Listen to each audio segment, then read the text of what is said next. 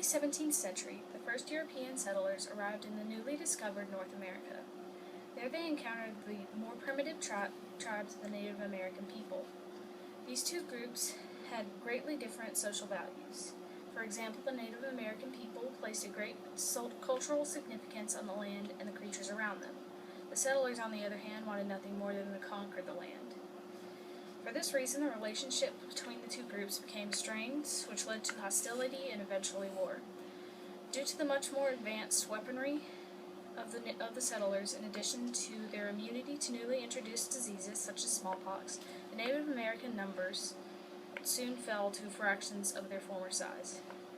Years later in the 20th century, movements were underway to correct the injustices faced by minorities in the past. This was when Native Americans received their first reparations. The remaining tribes were given government funds in addition to land reservations. Although much time has passed, it's still debated to this day whether or not further reparations are necessary.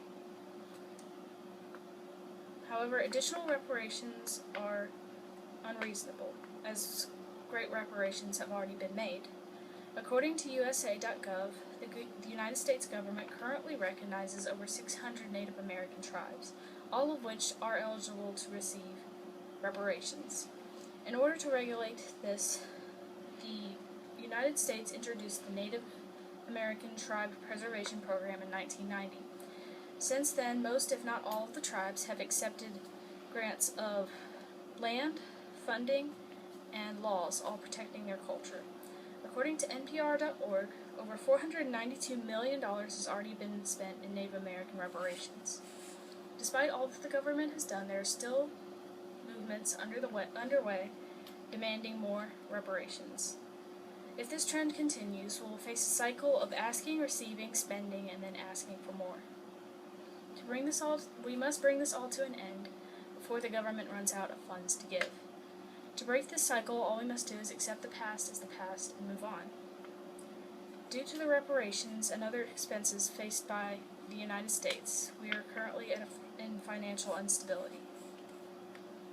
According to the U.S. Government Accountability Office, at the end of the 2019 fiscal year, national debt in this country was in excess of $22.8 trillion. National debt occurs when more money is spent than is collected in taxes in any given year. The reason it's so high is because the government has to pay for high-dollar military equipment and training, construction, national health care, disaster relief, reparations, in addition to other expenses. Adding more Native American reparations to this would just increase the debt plague on the economy. As the debt increases, the higher taxes the citizens in the United States must pay. This would create backlash and public disarray, which might lead to civil unrest. This raises the question of if this was even possible, is it at all necessary? As mentioned before, all the travesties faced by the Native Americans occurred centuries ago. This raises the question as to whether it's morally right to hold the American taxpayers responsible for the travesties committed by their long-dead ancestors. In the U.S., the law of justice states that anyone proven innocent should not face punishment. Under this system, it is morally wrong to make citizens pay for reparations for a crime that they did not commit. Luckily, this country provides equal opportunity to all, regardless of race, culture, or background. Although this might not have always been the case, we should all take advantage of this and forgive for the misdeeds. In conclusion, the Native American people faced terrible injustices in the past. However, it's unstable and unfair to expect further reparations that have already been made.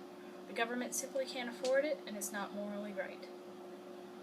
The best course of action is just to put the past behind us and celebrate the country that has been born, of equality and opportunity for all.